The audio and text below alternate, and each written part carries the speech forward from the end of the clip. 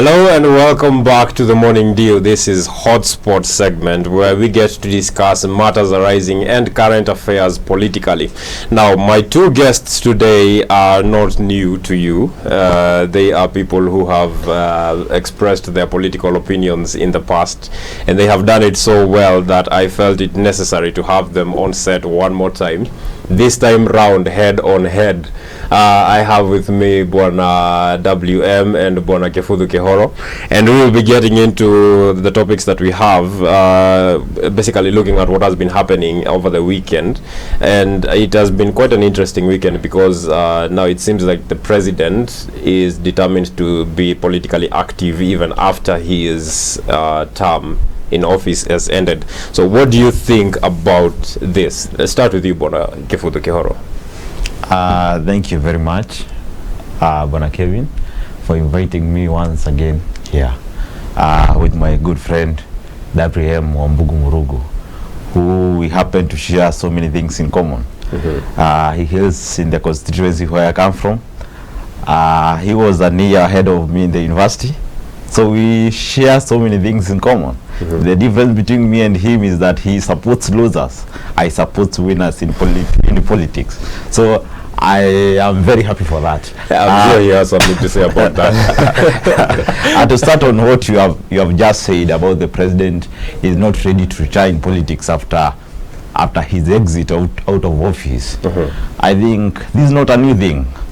It happens wherever the president feels that he has not done enough for his country. It happened in the time of Moi.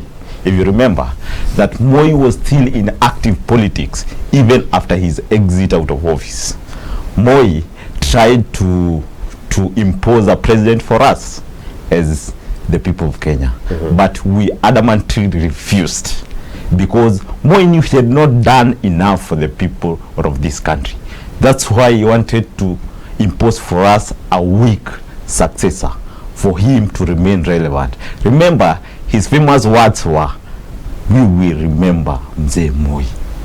But we never remembered Moi in the times of Kibaki. Why? We got a brilliant guy who tackled our problems as the people of this country so well. Till today, we hail Kibaki. We remember Kibaki. Mzee Moi was not remembered during the time of Kibaki. Today, in the times of Uhuru Kenyatta, it's when we can at least recall what Moi said. We will remember Nyayo. I think this is not a new thing. Every president who feels that he has failed or he has lost his political grasp on the ground tries to control his succession, and he never exits power till maybe he dies.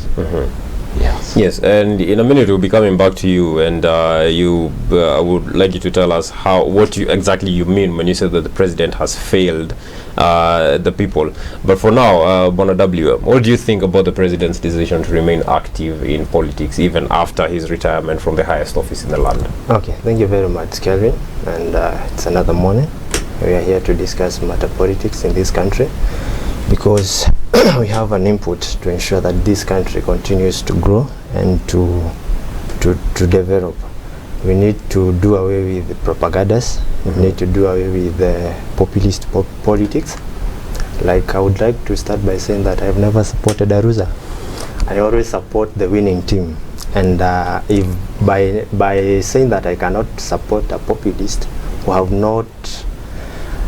expressed his clear ideology on how to bring this country back to its foots, means that I support Aruza, so be it.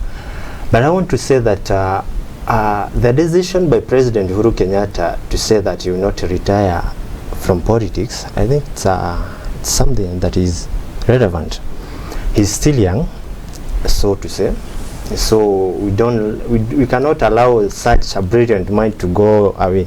We need him to keep on advising these young people. We need him to keep on advising us. We need him to keep updating us on what he meant by Big Four. So I think we cannot say that he needs to retire because his term is coming to an end. So personally, I think he's doing it well. Let him continue advising these Jubilee members. Let's keep advising the coming governments and maybe updating them on the vision of this country. So no problem with him being active. Okay. Yeah. So are you also of the opinion that he has failed the country? Personally, you know, it depends with the lens you choose to use. If you want to use the lens of criticism, you will see failures. But personally, I can say to a large extent, he has done it well. We have seen some improvement in infrastructure in this country. We have seen development in foreign policy.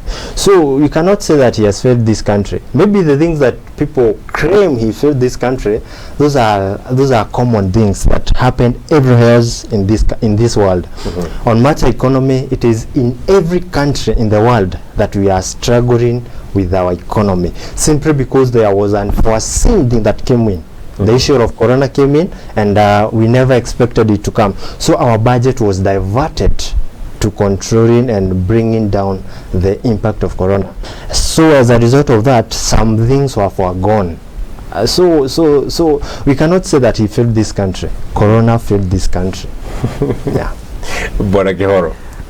Thank you once again, Bwana Kelvin, for giving me this opportunity to respond to my good friend. My good friend, he said that the president ought to remain relevant in politics so that he can advise the young politicians.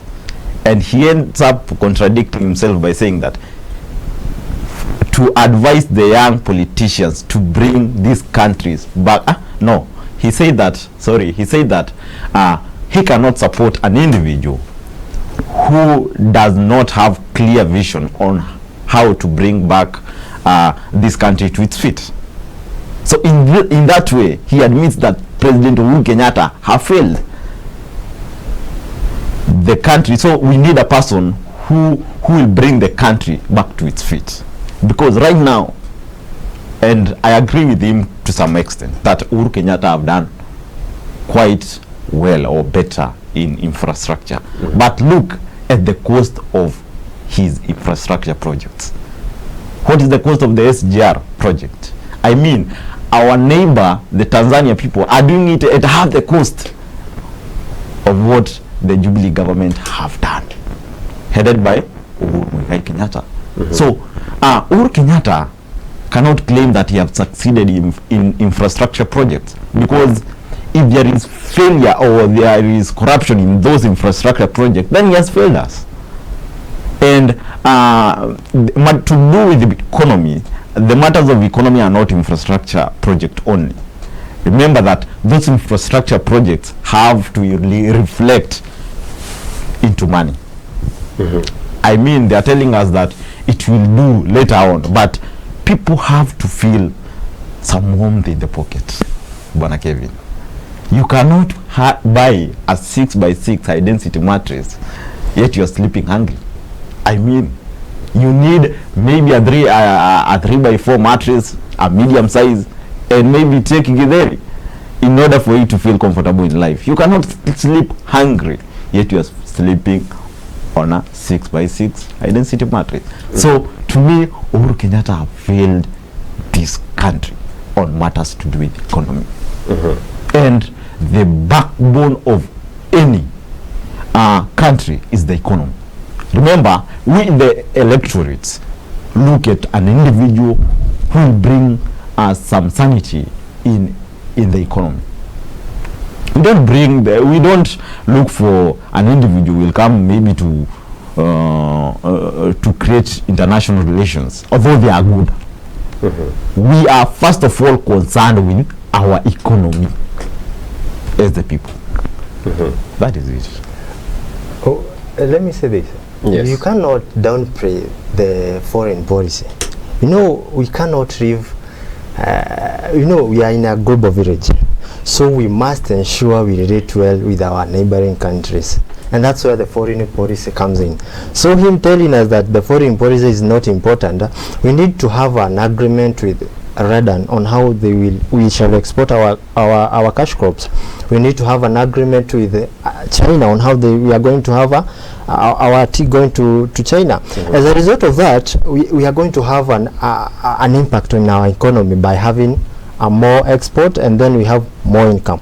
So my brother telling us foreign policy are useless are not something to say that the president have gained. It's I think I'm sorry for him.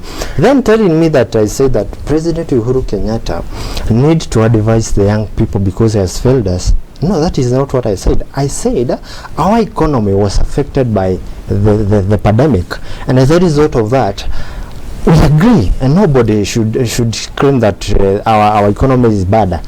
I agree that our economy, on matter of that thing, because of the corona or pandemic, we have a problem, and as a result of that, President Uhuru Kenyatta need to stay there, need to keep on advising the coming members of parliament, maybe CSs, on how to take it back to where it was after corona has gone down and we have resumed to normal. Yeah. Well, there isn't a lot that the two of you agree on. I'm getting that kind of sense right now. And this conversation will continue shortly after this very, very short commercial break.